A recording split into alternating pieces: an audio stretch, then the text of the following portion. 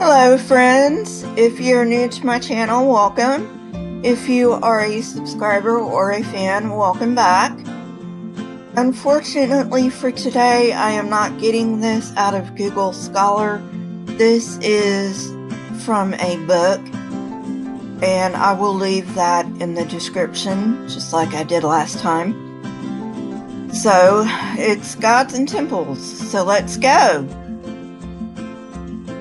The Neolithic corresponds to when people started producing food as a subsistence strategy, either agriculture or pastoral or both. In the Neolithic, focus on ancestors changed to an elevation of a few ancestors to preeminence. This step is signaled by the appearance of retainer burials. Retainer burials are found in a number of times and places, both prehistoric and historic. The common concept underlying all retainer burials is that a chosen person is buried wearing full regalia and accompanied by the best goods the society can provide. Other people of lesser status are buried with the person. In this way, the person is sent to the afterlife with goods and retainers. These types of burials are often found in early states or highly developed chiefdoms.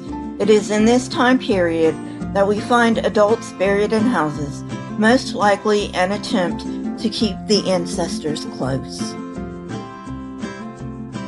Many, but not all, retainer burials were of kings or queens who were deified gods and goddesses in their lifetime and after their lifetime. I will be going through some locations throughout the world to give you a better idea. In Mesopotamia, the early dynastic period is around 3000 to 2350 BCE. 16 early dynastic burials are dubbed royal tombs. It rests on wealth, but the associated seals bear messages such as Meska Lumdog, the king. By the 3rd dynasty, Mesopotamian kings were deified during and after their lifetimes, but this cannot be specifically said for the early dynastic kings. In ancient Mesopotamia, the gods and goddesses were thought of in human form, and the temples were their houses. The gifts to the gods and the goddesses were kept in storerooms and were kept in reserve for the community. The Shang lived in China from about 1750 to 1100 BCE and were the first literate people in Eastern Asia. And they also had retainer burials. In Cahokia, Illinois, we find the largest prehistoric site in North America, north of Mexico, as well as the most complex center in North America. There are many phases of the Egyptian Empire. Of these, only the Old Kingdom deified the pharaohs.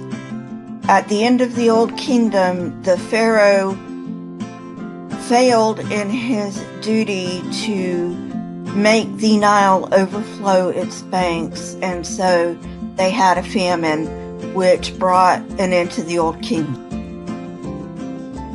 For the Old Kingdom pharaohs, not only did they have magnificent pyramids, but they also had mortuary temples and a cult following. And I will be discussing especially the Old Kingdom, and I will be discussing the pyramids and the mortuary temples in another episode.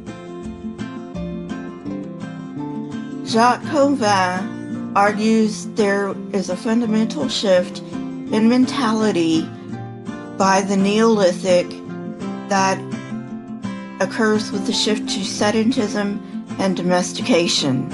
He further argues that the Neolithic witnessed the birth of the gods based largely on the assumption that all human figures are deities. As opposed to Kova, Pierre Amier proposes that based on iconography, we cannot say that the worship of gods arrived until the early states. I will be looking at the dead gods, such as the Egyptian gods, the Canaanite gods, the Roman gods, the Greek gods. You get the drift. I'm not sure when I'm going to be able to do that. Like I said, there is a lot I want to get done on this channel, so we'll just have to see. That's a good place to stop. This episode gave you a general overview of gods and temples, and I will get into the meat of it later. And if you like this content, please hit the subscribe button, and if you would like to be notified when I come out with new content, hit the bell next to the subscribe button. I am on Twitter and Discord.